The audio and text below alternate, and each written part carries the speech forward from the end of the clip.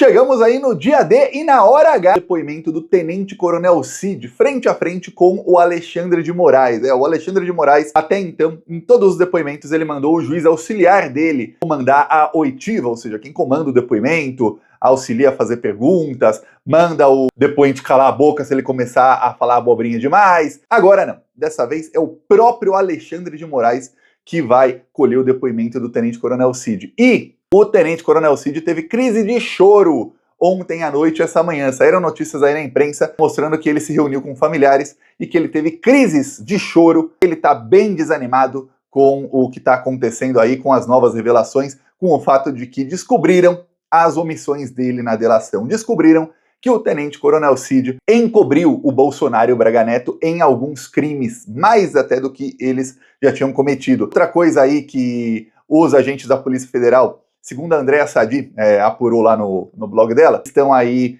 com essa impressão, é de que o Tenente Coronel Cid está usando uma técnica militar, que é uma técnica de usar uma história para encobrir uma outra bem pior. Então você conta uma história que até tem ali elementos, tudo mais, porém você empurra ali 4 ou 5 mais ou menos para a fogueira para se chamuscar, e aí você salva 30 ou 40 de uma fogueira pesada. É essa aí a tática que o Tenente Coronel Cid usou, e olha, não precisava ser um Einstein para saber disso, eu tô falando há meses. Inclusive, uma das coisas que parece que a Polícia Federal só percebeu agora, que é um dos indícios de que o Cid estava encobrindo todo mundo, é que o Bolsonaro em nenhum momento atacou o Tenente Coronel Cid.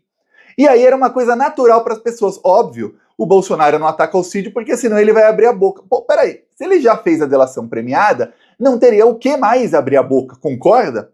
Se tivesse o que mais abrir a boca, então a delação tem que ser cancelada, porque ele omitiu coisa. No caso, o Bolsonaro não estava atacando, estava se respeitando, estava com medo do Cid falar mais. Esse era o principal indício de que ele não tinha falado tudo. Agora, a Polícia Federal descobriu aí o plano para matar autoridades, que o plano foi quase levado a cabo. Descobriu, inclusive, que tem um quarto nome aí que poderiam querer matar, que no plano era chamado de Juca, e que pode ser o Flávio Dino, mas muita gente falou que pode ser também o Haddad, porque o Haddad era o substituto natural do Lula. O Haddad foi candidato dele em 2018, e o Haddad, em qualquer pesquisa, pelo menos em 2022, para a presidência, ele teria mais intenções de voto do que o Flávio Dino. Então ele era um inimigo ali, o Flávio Dino se tornou inimigo do bolsonarismo quando ele assumiu o Ministério da Justiça e começou a ir para cima deles.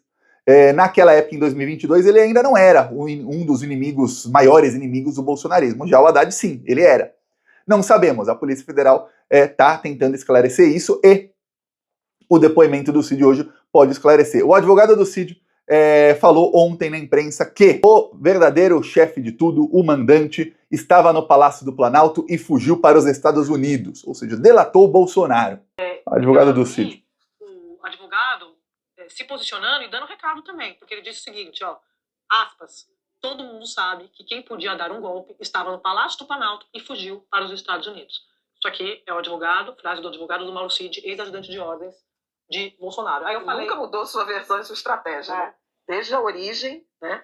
Pois bem, depois disso aí, o Flávio Bolsonaro apareceu aí em pânico, culpando o Lula, dizendo que isso era uma trama do próprio Lula, que o Lula que estava ali querendo assassinar a si mesmo. O Flávio Bolsonaro aí completamente pra lá das ideias, porque tá percebendo que vão chegar perto de muita gente. Segundo aí, saiu na imprensa, a Polícia Federal descobriu que mais de 35 militares participaram dessa tentativa aí de assassinato do Lula, do Alexandre e do Alckmin. 35, então 4 militares e um policial foram presos.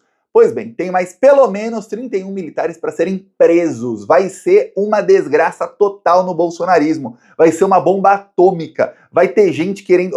você com 4 ou 5 não ter alguém que queira delatar é difícil, mas vai ter muita gente querendo delatar quando são mais de 30 presos. Muita gente desesperada dizendo, eu falo tudo agora, eu me ferrei. O problema é o seguinte, não vai ter mais o que falar, porque, segundo aí a imprensa, o relatório da Polícia Federal já está concluído. Vou mostrar aqui, a Miriam Leitão, ela praticamente deu um aviso hoje de manhã. O Bolsonaro vai ser preso, inclusive ela diz aí que não vai ficar ninguém impune, vai dar ruim para todo mundo. Vou te mostrar aqui um trecho da fala dela, e uma coisa que os comentaristas não perceberam, eu não vi ninguém falando. Aqui com você. Que eu obtive da minha fonte são dezenas de indiciados pela Polícia Federal nesse relatório que já está pronto. Irá para o ministro Alexandre de Moraes, ainda hoje, confirmando também a mesma apuração da Camila. E como disse a Leilane, a informação que eu tive é que o ex-presidente Jair Bolsonaro está entre os indiciados da Polícia Federal. Está também o ex-chefe da Casa Civil e ex-ministro da Defesa, general Braga Neto. Isso Está óbvio, também né? o general Heleno, que era do GSI. E está o delegado Ramagem da ABIN. O delegado Ramagem continua no outro inquérito da ABIN paralela, mas está também nesse de golpe de Estado. E muito provavelmente o presidente do PL, Valdemar Costa Neto. São esses e outros que estarão, muitos militares também. A informação que eu obtive, a frase que eu ouvi de uma fonte com capacidade de dizer isso é: ninguém ficará impune. Essa é a frase. Ninguém ficará impune. Isso porque o risco é exatamente pegar várias pessoas que estiveram. Pois bem, ninguém vai ficar impune, não vai sobrar pedra sobre pedra, agora a coisa ficou feia. Já avisaram aí, o Bolsonaro vai se despedindo aí, que tem uma chance enorme de você passar o Natal na papuda, na cadeia. Outros aí que não têm foro privilegiado também estão apavorados com o que pode acontecer hoje. Uma informação aí que ninguém falou, ela falou, mas ninguém percebeu, foi o seguinte: o relatório da Polícia Federal já está concluído e vai ser enviado hoje para Alexandre de Moraes. Aí se você pensar um pouco, você vai perceber o seguinte: peraí, se o relatório já está concluído, por que temos ainda o depoimento do Tenente Coronel Cid? A depender do que ele falar, Thiago, isso não pode ser adicionado no relatório? Não poderia ser? O relatório já está concluído. Pois bem, tudo leva a crer que o depoimento do Cid, a oitiva dele é no Supremo Tribunal Federal, vai ser para prendê-lo. Da última vez que o Cid foi no Supremo Tribunal Federal, em março, ele foi porque ele tinha descumprido medidas cautelares. E aí chamaram ele para explicar omissões na sua delação. Ele foi explicar omissões na delação, explicou tudo. Na hora de ir embora, falaram: tá preso, porque você descumpriu medidas aí da delação premiada. Você descumpriu. Para você fechar a delação premiada, não pode omitir, não pode isso, não pode aquilo, não pode um monte de coisa. Você omitiu. E aí ele foi preso. Aí ele teve que refazer a delação. Dessa vez, o que acontece é o seguinte: o relatório está pronto. Não tem como refazer a delação. Está pronto o relatório com o que você já disse. Por quê? Porque o que foi descoberto aí tem uma riqueza de provas e de detalhes que agora não interessa mais o depoimento dele. Se ele falar: não, é o Bolsonaro quem mandou tudo, aí o Braga Neto também, a Polícia Federal vai falar: tá, já sei disso. E daí?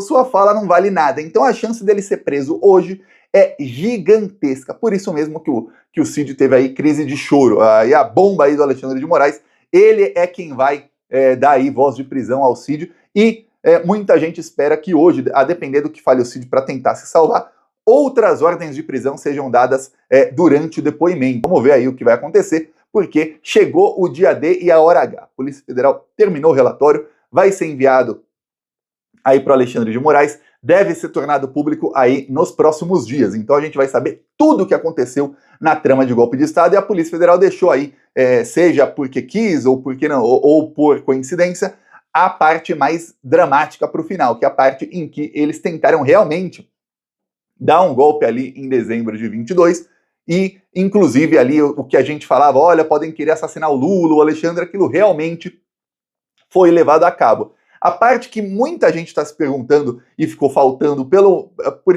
menos por enquanto, é por que não tentaram depois. Tentaram matar o Alexandre dia 15, sequestrá-lo e tal, por que não tentaram depois? Por que não levaram a cabo tentar matar o Lula também nos outros dias? Tiveram até o dia 29, 30 ali. O que aconteceu no dia 15? Que eles abortaram a missão quando deu errado. Lembremos aí, deu errado porque os militares estavam no local errado na hora que acabou a sessão da STF. A sessão acabou mais cedo, por conta dessa 1 hora, mais ou menos, que acabou mais cedo a sessão, eles não estavam todos no local onde deveriam estar. Um deles teve que voltar para casa a pé, porque ele não conseguiu um táxi para estar no local também. Eles não queriam usar carro deles para não deixar vestígios. Os militares estudaram o caso Marielle. Para você ver que coisa, né? Sempre vem o caso Marielle quando se fala de crimes do Bolsonaro. Até hoje eu vou falar, uma das coisas que eu fiquei assim com a Polícia Federal foi quando começaram a investigar o caso Marielle e ninguém esclareceu por que o porteiro disse que os assassinos iriam para a casa do Bolsonaro. Ninguém esclareceu por que no livro ali de visitas do condomínio do Bolsonaro estava que o carro do assassino ia para a casa dele, e nem para quem aquele porteiro ligou que autorizou a entrada do assassino no condomínio. Porque se ele ligou para a casa do Bolsonaro, alguém autorizou a entrada. Ele ligou para casa, para o celular, nunca isso foi esclarecido pela Polícia Federal, deixaram o Bolsonaro de lado ali do caso Marielle, apesar de ter um depoimento forte ali que o colocava no centro do caso. Estranho. E aí, novamente, temos aí caso Marielle perto do bolsonarismo. O caso da BIM paralela, que, olha, chegou a imprensa a falar que esse caso ia se juntar com o de golpe de Estado e iam fazer um inquérito só. Porém, não. Você vê que o do golpe de Estado acabou e o da BIM paralela vai seguir. Exatamente como eu disse que deveria ser, porque você junta muita coisa no inquérito só, aí depois vira um mega processo que pode levar anos e anos e anos para ser julgado. É melhor vários inquéritos menores, que são vários tiros curtos, né? E aí o que acontece?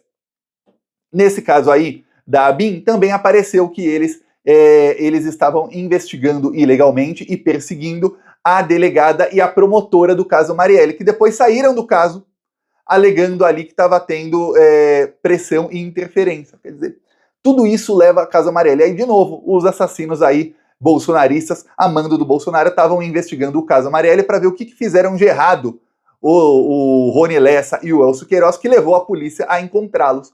Então aí, depois de investigar muito, eles perceberam, pô, a gente tem que usar um carro, alguns usaram carros alugados em nome de terceiros, toda a comunicação foi feita por celulares que eles compraram chips com dados roubados, eles foram a pé ou de táxi, estavam fazendo de tudo ali para não serem identificados. Não sabemos aí o que eles iam fazer mais para frente, mas a Polícia Federal já sabe, e segundo aí, a própria Globo anunciou ontem, a Helena Cantanhede falou, a próxima bomba vai cair na cabeça de Jair Bolsonaro. Eu peço a sua inscrição aqui no canal, e quem chegou até aqui o final do vídeo, não se esqueça aqui no primeiro link de se inscrever para o curso que eu vou dar gratuito de como combater a extrema-direita.